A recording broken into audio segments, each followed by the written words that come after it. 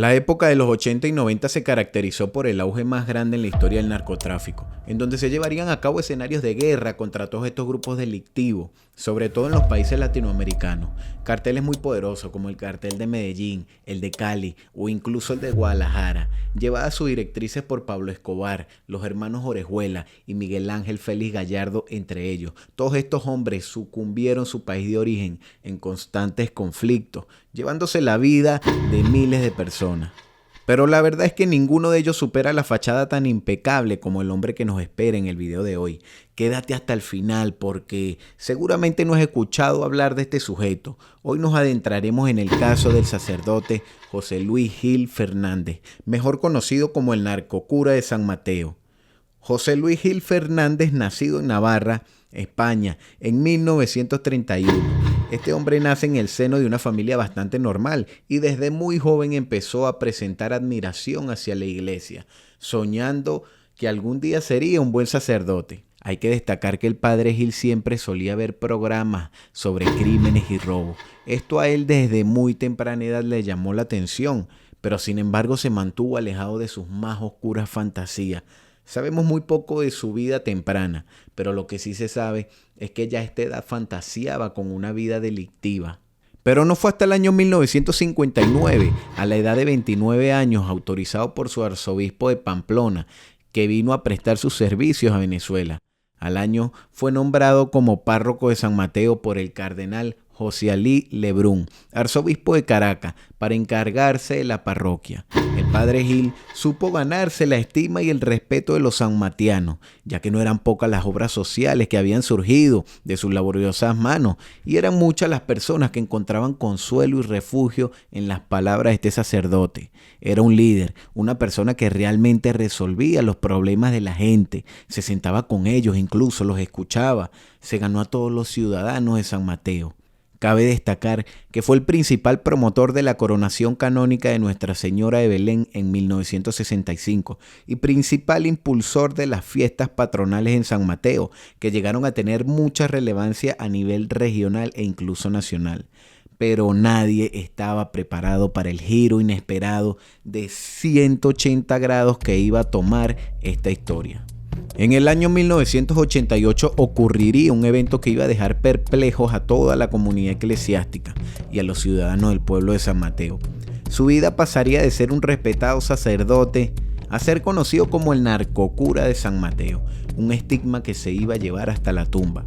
Específicamente el miércoles 26 de abril del 88, a las 9 de la noche, el cura párroco de San Mateo, José Luis Gil Fernández, fue capturado por efectivos de la DICIP en el Aeropuerto Internacional Simón Bolívar en Maiquetía, cuando se disponía a abordar un avión con destino al vuelo 716 a España, con un cargamento nada más y nada menos que de 21 kilogramos de cocaína.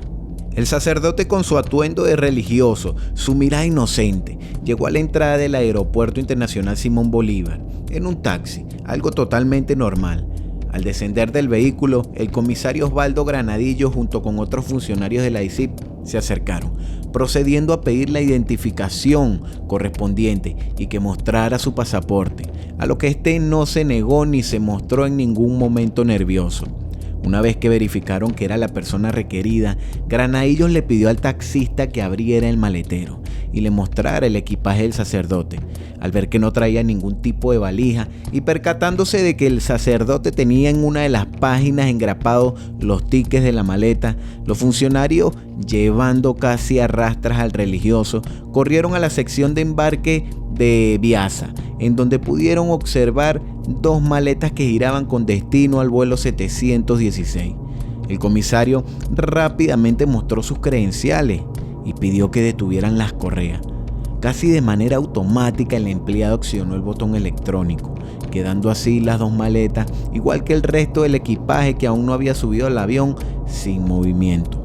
El cura empezó a mostrar síntomas de nerviosismo, se le veía intranquilo ya en este momento, y esto lo relata el mismo comisario en una entrevista posterior. Los funcionarios se abalanzaron sobre las dos valijas, las colocaron sobre un mostrador, cotejaron los tickets y llamaron a varios testigos tomados al azar. Procedieron a abrir las maletas Y allí, disimulando entre paquetes de café San Antonio y 2 canecas de ron que estaban envueltas en piel, estaba el contrabando de cocaína. Nadie se esperaba este escenario. Pronto el país iba a escuchar la noticia criminal más impactante del año. El religioso poco después confesaría que los paquetes de café, así como el aromático polvo que cubría los envoltorios de cocaína, tenía el objetivo de engañar a los perros, especialmente entrenados para detectar drogas por la Guardia Civil Española, que generalmente rondan por el aeropuerto de Barajas. El ron sería entregado a cualquier agente que se le ocurriera pedir que abriera las maletas, pero afirmó que casi nunca era necesario, ya que le bastaba con la vestimenta de sacerdote para inspirar respeto. Es decir, este hombre estaba seguro de lo que estaba haciendo, sin mucha presión. Cuando subían por la autopista destino a Caracas, el padre Gil confesaría que la droga le había sido entregada en el Marqués por el ex sacerdote Juan Rojano Martínez. Por el radiotransmisor de la unidad, el comisario Granadillo se comunicó rápidamente con la catedral de la DICIP y dio instrucciones específicas de que buscaran a un fiscal del Ministerio Público y procedieran a allanar la residencia de Rojano. Poco después, el ex sacerdote Juan Rojano Martínez, que estuvo encargado de la catedral de Ciudad Bolívar, fue detenido junto con su esposa, Graciela Antonia Ramos de Rojano, durante un allanamiento en su residencia en el Marqués, al este de Caracas. Hay que destacar que se rehusó a ser arrestado y negó totalmente el vínculo con el narcocura. Su esposa no lo podía creer. Cuentan que incluso la esposa se desmayó cuando escuchó esta noticia. También se corroboró que era propietario de una finca en el estado Bolívar, en donde recibía los cargamentos de cocaína para enviarlos a Europa, de parte de uno de los más poderosos narcotraficantes del cartel de Medellín. Tenían la fachada perfecta y les había funcionado de la mejor manera durante un buen tiempo. Cabe destacar que estas detenciones fueron dirigidas por el propio jefe de la Dirección de Policía General de la DICIP, el comisario Osvaldo Granadillo, quien desde hace un año aproximadamente ya le seguía la pista del presbítero, a quien había señalado en su despacho como traficante internacional de droga. El presbítero José Luis Gil Fernández declararía más adelante que no era la primera vez que llevaba un contrabando de droga a Madrid. Reveló que al menos en 2 ocasiones más anteriormente había transportado droga a España. En el primer viaje, Gil Fernández transportó 9 kilos de cocaína, por lo cual recibió $9,000 o cerca de 1 millón de pesetas. El segundo transporte fue de 14 kilos con una paga de $32,000 y ahora iba a recibir nada más y nada menos que $50,000 por los 21 kilos, afirmando que ese dinero lo necesitaba para refaccionar su iglesia y ayudar a los pobres. Parte de ese dinero sí iba dirigido realmente a las personas de San Mateo, pero claramente otro iba dirigido para su enriquecimiento personal. A partir de esto, el doctor Arturo Torres Agudo, ministro de Justicia, informó haber realizado visitas protocolares al cardenal José Alí Lebrún, presidente de la Conferencia Episcopal, y al obispo de Maracay, Enrique Andueza, para notificarles personalmente sobre la detención del párroco José Luis Gil Fernández por narcotráfico, aclarando que la investigación fue iniciada por la DICIP y que los detalles del caso serían revelados oficialmente por el Ministerio de Relaciones Interiores o la dirección de la DICIP cuando corresponda. El 28 de abril, efectivos de la DICIP efectuaron una visita domiciliaria a la casa parroquial de la iglesia de San Mateo, residencia oficial del padre Gil. Los funcionarios permanecieron largo tiempo en el sitio y se retiraron llevándose una bolsa sobre cuyo contenido no se suministró ninguna información, pero se supone que era de gran valor y que seguramente se escondían datos confidenciales sobre carteles narcotraficantes. Procedimiento que tenía como finalidad tratar de localizar algún elemento relacionado con las supuestas actividades del sacerdote como traficante internacional de drogas. El director de la DICIP, Porfirio Valera, señaló en una conferencia de prensa que en la misma operación que fueron arrestados el ex sacerdote Juan Rojano Martínez y su esposa Graciela Ramos de Rojano, fue encontrado otro cómplice con el nombre de José Humberto Becerra Guzmán. También agregó que desde hace un año se encontraban tras la pista del sacerdote Gil Fernández quien, según Valera, pertenecía a una banda de narcotraficantes que transportaban drogas desde Colombia hasta España, a través de Venezuela. Ya tenían la ruta establecida. Se dice que por esa ruta pasó más droga de la que revelaron inicialmente, pues estos carteles suramericanos se encontraban en su auge. El mismo Pablo Escobar y el cartel de Medellín, sumado a otros carteles mexicanos. Ante esto, el cardenal Lebrun manifestó profunda preocupación por el hecho, pero destacó que se trataba de un caso aislado que no compromete a toda la institución eclesiástica, postura que fue defendida y respaldada por el gobernador de Aragua, Rafael Rodríguez Mérida, quien, acompañando al ministro, enfatizó que el sacerdote era muy querido en San Mateo por todas sus obras sociales, donde servía desde 1960, y afirmó que la iglesia no pondrá ningún obstáculo al proceso que contemplan las leyes. Él no quería que se ensuciara toda la imagen de la iglesia por culpa de este sacerdote. Poco después, el padre Gil manifestaría ante la prensa un profundo arrepentimiento y, expresando sentirse desolado por su situación, llorando, afirmó que había invertido el dinero obtenido por transportar cocaína en su parroquia y acusó a Juan Rojano Martínez de haberlo involucrado en el narcotráfico. Gil Fernández clamó su deseo de morir, pidió perdón a su comunidad y a la iglesia, y claramente reconoció el daño que había causado, afirmando que merecía un castigo.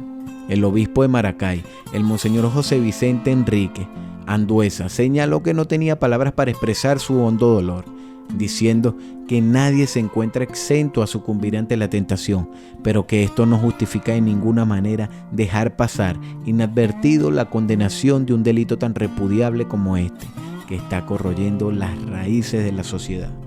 Ante las declaraciones del sacerdote Gil de estar arrepentido, el cardenal Lebrun, arzobispo de Caracas, dijo que había contemplado y oído con desagrado y reprobación algunos medios de comunicación social, dejando entrever que habían comentarios que una persona a la orden de la justicia no autoriza el que se le acose y se soliciten sus declaraciones en situaciones de ánimo, por lo menos las menos propicias, exponiéndolas sin ninguna defensa psicológica a una exhibición de sus sentimientos y reacciones personales que merecen respeto.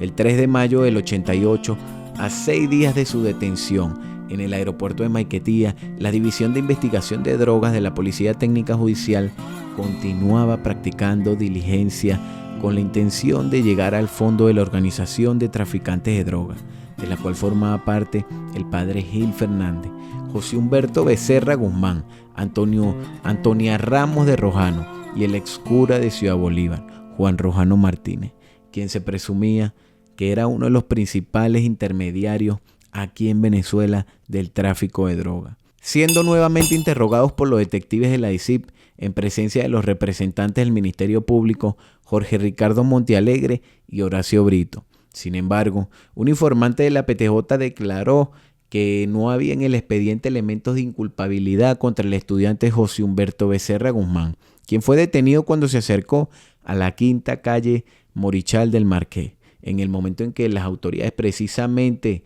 practicaban un allanamiento donde él se encontraba indagando lo que ocurría, ya que era novio de una de las hijas de Rojano.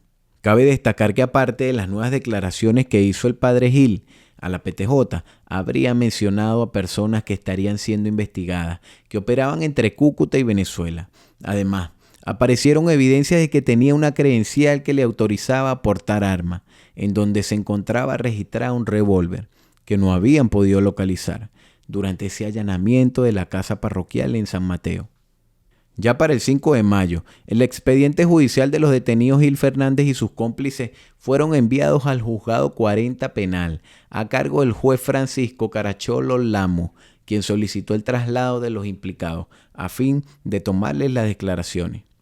Estando en el tribunal, el expárroco José Luis Gil Fernández y Juan Rojano Martínez se habrían inculpado mutuamente, según se conoció en forma extraoficial.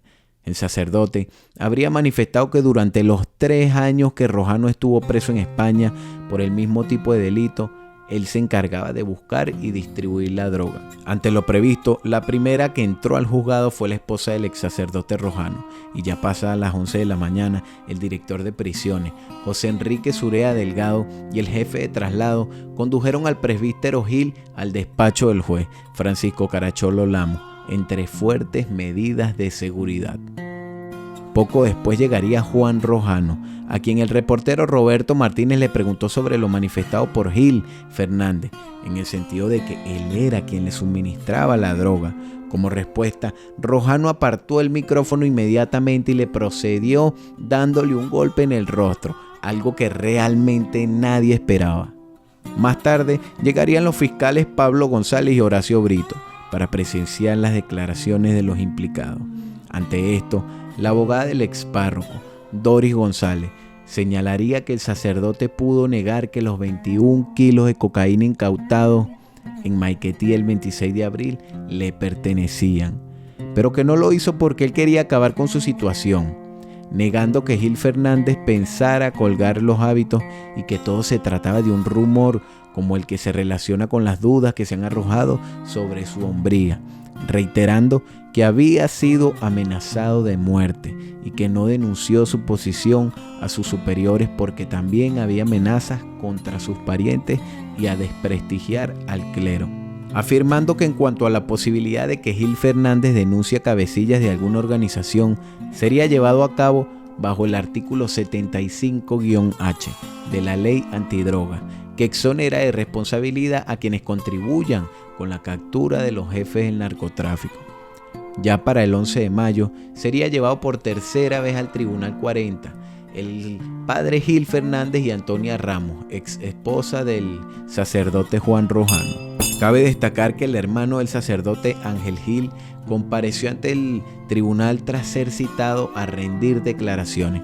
Además, se reveló que, según información no oficial de la DIEX, que vendría siendo a ser hoy el SAIME, el presbítero Gil Fernández realizó 66 viajes a España desde 1984, con un total de 150 viajes, lo que equivale a un promedio de aproximadamente 21 salidas anuales, lo que debería haber generado sospechas entre los ciudadanos de San Mateo, afirmando que podría haber tenido otro cómplice que lo cubriera mientras él no estaba.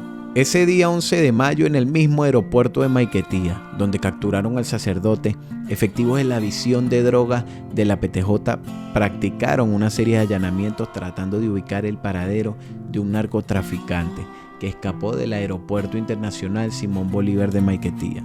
Ese mismo día, en el allanamiento detuvieron a 3 mujeres que iban a viajar a Curazao con un cargamento de cocaína. El sujeto, al advertir que la movilización policial no tomó el vuelo de la aerolínea LM que lo condujera a Curazao, dejando el ticket donde aparecía registrado bajo el nombre de Toby Jones. Al ver esto, el comisario Francisco Armando Sibila, quien procesó la información, dijo que se suponía que se trataba de un nombre falso.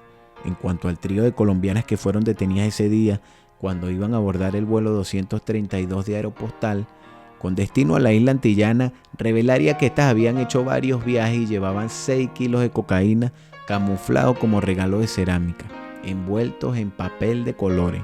Hasta el sol de hoy no se sabe quién sea este cómplice. Había una red completa de personas que desaparecieron tras el arresto del padre y que nunca fueron apresados. El 12 de mayo, José Luis Gil Fernández fue condenado a 7 años y 6 meses de prisión por tráfico de droga, específicamente por posesión de cocaína, aunque se desconoce si llegó a cumplir toda su condena, ya que cabe destacar que su caso conmovió a toda la comunidad eclesiástica y a los ciudadanos de San Mateo, afirmando que no era un hombre perverso y que se merecía una segunda oportunidad. Incluso, en el año 1993, el presidente Carlos Andrés Pérez indultaría al sacerdote José Luis Gil Fernández, afirmando que la DICIP y la PTJ testificaron que Gil pertenecía a una gran red de narcotráfico que operaba en Colombia, España y Venezuela. Actualmente vive en su España natal y viene ocasionalmente a San Mateo, donde muchos vecinos lo reciben con gran alegría, conservando innumerables amigos y permitiéndole oficiar misas especiales, sobre todo en las festividades de la Virgen de Belén, donde participan gran cantidad de feligreses. Espero que te haya gustado el documental. Fue una investigación bastante ardua. Y no creo que encuentren un documental más completo que este en internet sobre el narcocura de San Mateo. Esto es la clavícula de lo inédito. Y si quieres que hable sobre otros criminales venezolanos, por favor coméntame en la caja de comentarios sobre cuál te gustaría que hiciera un documental. Espero que tengas buenas noches.